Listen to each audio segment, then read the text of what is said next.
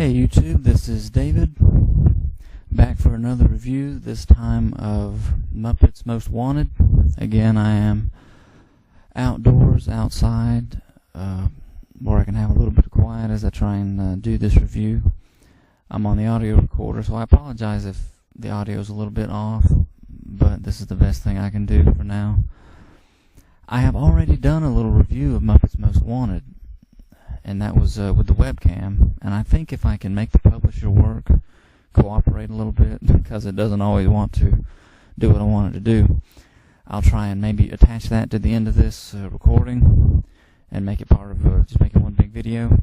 But it's just there were some things that I wanted to talk about having finished that little review and thinking about the film more. I know it's just a Muppets movie, but it's just me and what I see in the world today, some things that were actually in the movie that I'm surprised were in the movie and that I really appreciate were in the movie. And a couple points I'll go ahead and say, well, not just yet. Let me go ahead and talk a little bit more about the movie, since I didn't get into the film a whole lot. I just said Ricky Gervais was funny. I actually like Tina LaFey in this. You get to see Ray Liotta and Danny Trejo dancing with the Muppets, and so it's a funny Muppets movie, and I think I tried to compare it to other Muppets movies, but let me just talk a little bit more about the film itself and why I liked it.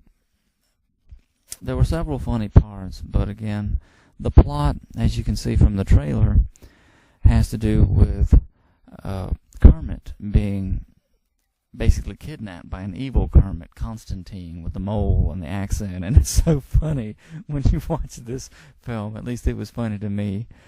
I really enjoyed it. But while he's away at the gulag, and you see that happen, and with a lot of little funny things along the way that I won't mention, I just hope that you see it, because it is a good one.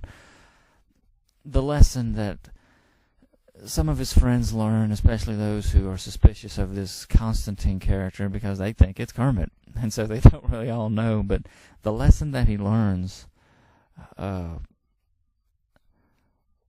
while he's away himself, and how good Tina LaFey's character was in this, it has to do with the family.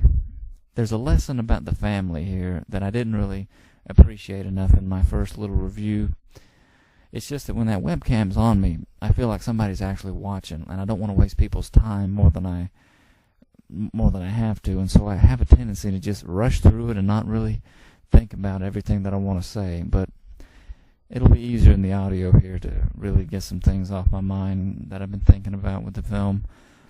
The context of it, he's in Russia, and they are depicting it like it's this Soviet-era gulag, and it's just, yeah, it's funny and all. Tina LaFey and some actor, I can't remember his name, all 24 or so cameos from celebrities along the way, but just it's kind of heartwarming the more that I thought about it, how the family, and I'm thinking in terms of the setting, and then I'm thinking of communism, how there was a message sent in this little film, a lesson, if you will, about the importance of the family, because communism ultimately it ultimately does away with the family. And to see Tina LaFey, the gulag keeper who is secretly in love with Kermit and all this stuff, the way her character changes also by the end of the film, and seeing him willing to help where he can, and seeing how he was really attached to his friends that are his family and Miss Piggy, and then at the end of it see his friends come for him. It was that, I'm just saying, that's something that needed to be noted in this film big time, and I really appreciated it. The second thing, and something not quite as big as that, I guess, the guy who played the French detective was absolutely hilarious. Again, I'm not at a computer right now, so I'm not looking at IMDb to get his name right, but I looked earlier, and it's the same guy doing the voice for, I think, Mr. Peabody, of the Mr. Peabody and Sherman movie. I haven't seen that, but maybe I ought to give that a look sometime. Who knows if it's even still out in the theater? Probably not. I got no cash right now anyway. But anyway, he was hilarious, and the little dialogue he has back and forth in the whole time with that character, who you see in some Muppet movies, but I'm pretty sure it's the same guy who does the voice of Yoda. I don't know if it's Frank Oz or something like that. Anyway, he's hilarious, and more than once, well, actually, not just more than once, multiple times, there are these little jokes, and basically they're cracks at the EU.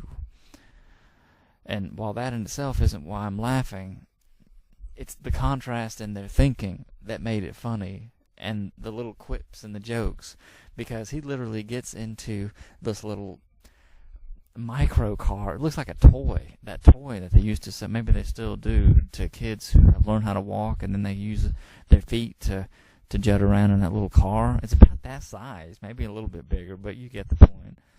How he's saying, "We will take my new something or other car. It is so much bigger than it's now illegal in half the countries in the EU." They get in it and they can barely move. It's so small. They're so cramped up in it. And he says, "It's so spacious. I feel so guilty." And it's just so hilarious to watch them putter off in that little car. Granted, they're on a road with all of these normal-sized cars everywhere. It's just they're in this little thing. And it's a far cry, is what I'm saying, from these celebrities, particularly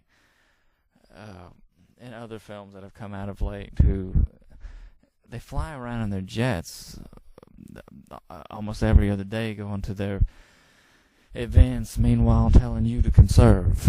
It kind of gets under my skin. But anyway, other things like at one point he says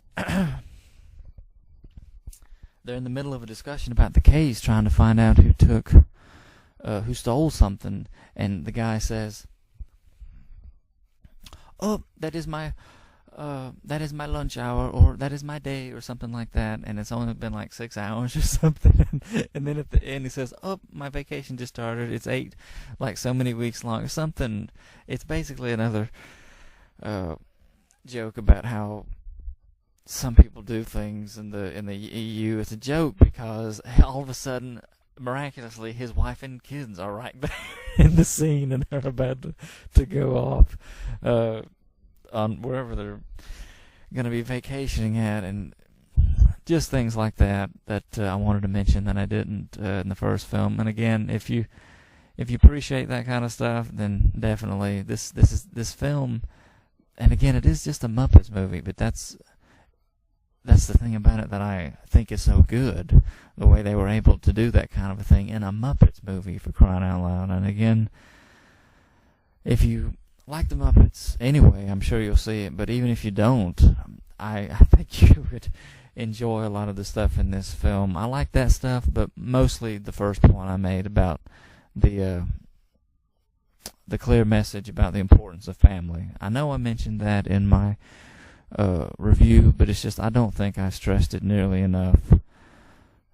And I guess I'll go ahead and call it a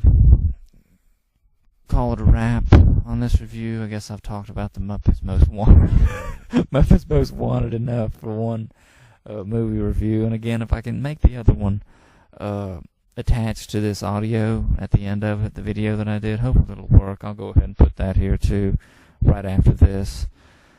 I'd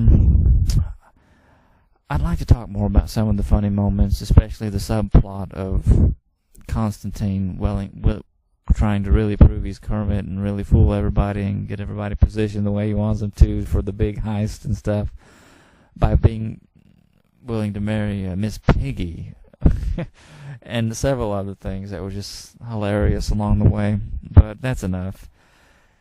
Again, thank you for watching, and we'll see you in the next review. Take care. Hey YouTube, this is David back again with another quick review, this time of Muppets Most Wanted. I think I told you in a video, or said in a video recently, how I had hoped to see Captain America the Winter Soldier on my sister's birthday. Well, in the end, she didn't see that since we were only seeing one flick. She wanted to see the Muppets, just like I think it was on her birthday that she wanted to see the Muppets, the Muppets movie a couple of years ago. But anyway, this is what we watched yesterday, and I'm glad we did because I enjoyed it a lot. Muppets Most Wanted. So this is what I'll be talking about. A few of the memorable cameos, apart from the usual Muppets of Kermit the Frog and all the rest of them, were Ricky Gervais as Dominic Bad Guy, or Bad G, since that's one of the jokes in the movie that you actually see in the trailer when they're reading his little business card. Dominique Bad Guy? Bad G. It's French. So he was pretty funny in the movie. There's Ty Burrell as Jean-Pierre Napoleon. This guy was very funny in the little character that he was in this movie. Tina Fey as Nadia, and just a lot of other cameos from different people. I couldn't believe my eyes when I said that is Danny Trejo in this movie in the the gulag sequence when Kermit, and you see that at least you see that in the trailer. I won't spoil too much in case you want to actually watch the movie. It is funny. I cannot believe that Danny Trejo is in this movie, and also Ray Liotta as prisoners in the Russian gulag. And one other person I remember seeing was Tom Hiddleston. I was like, what is Loki doing here? And sure enough, he has a little cameo in it too. And it seems like there's like a dozen people in this movie who have little snippet parts. Sean Combs, Usher, Pete, all these all these different people, and just little bitty parts, like you see them and then they're gone again, kind of a thing. But anyway, I just want to say I'm not going to go into the movie a whole lot. You see a lot in the trailer. The gist of it, or the adventure of this movie is that Kermit basically learns how much he really is appreciated, because in the end, that's the end lesson, because he's replaced by the evil frog, like his exact double, only with a little mole, Constantine. And the Constantine character he was hilarious. I laughed several times, and even in that part in the trailer, which when you see it in the movie, it really is funny, when he's trying to look at the way Kermit talks and trying to get his voice down. It's the same guy doing the voice, obviously, but when he's just trying to mimic him. Anyway, that was some of the funny bits too. I can't help but compare it to other Muppets movies, and I'll go ahead and say right now, I don't know if I'm going to be reviewing all of the Muppets movies. I doubt it, but I wanted to review this one since we saw it at the movies. I will say this: my favorite Muppet movie of all is The Muppet Christmas Carol, and that's also top 5 material in my favorite Christmas movies for personal reasons. That I guess if I do a review on that one day, I'll share the story of why that movie's so special to me. But yeah, The Muppet Christmas Carol is a great film in my opinion, great movie. I also like Muppet Treasure Island. What's that one? The Great Muppet Caper. I have that on DVD, but I haven't watched it since I got it on DVD. And I also haven't watched The Muppets, the movie from a couple years ago that my sister loved so much that she wanted it to have her own copy of it. I still haven't watched that movie. But anyway, we watched this one yesterday, and I really enjoyed it very, very much.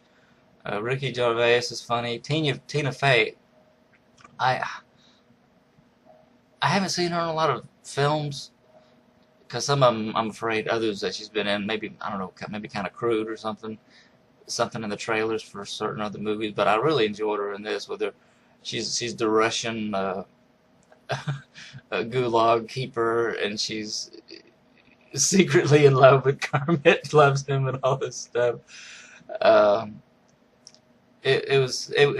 She was good in this, and it was a really funny movie. So I'm obviously going to be keeping this review short. I would just say, if you like the Muppets and if you have been at all interested in watching this movie, go ahead and watch it, because I really enjoyed it. It was funny.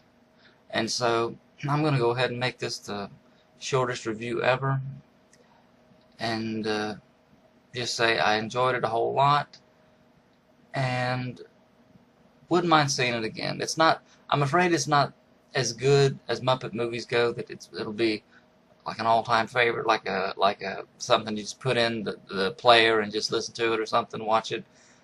But maybe if we get it, it would be that kind of a movie for a while. Think the last movie I did that way was cartoonish like that was Megamind. Like Megamind a lot. The kind of movie you can just watch again and again and again. One thing that was kind of a letdown, I guess, from other films, Muppet movies, was the sing along, not the sing along, but the musical sequences. Uh, it's funny in itself, though. One in particular that I'm thinking of is the Gulag singing dance thing with Ray Liotta, Danny Trejo. Man. Anyway, it was a very, very enjoyable movie, and as usual, it's very clean, being for a children's young audience kind of thing. Good little movie, very entertaining, and that's what I'll end on. I liked it a lot. So thank you for watching my 7-minute review. That's a record. I usually go on and on in these reviews, and thank you for watching my review, and we'll see you in the next one. Take care.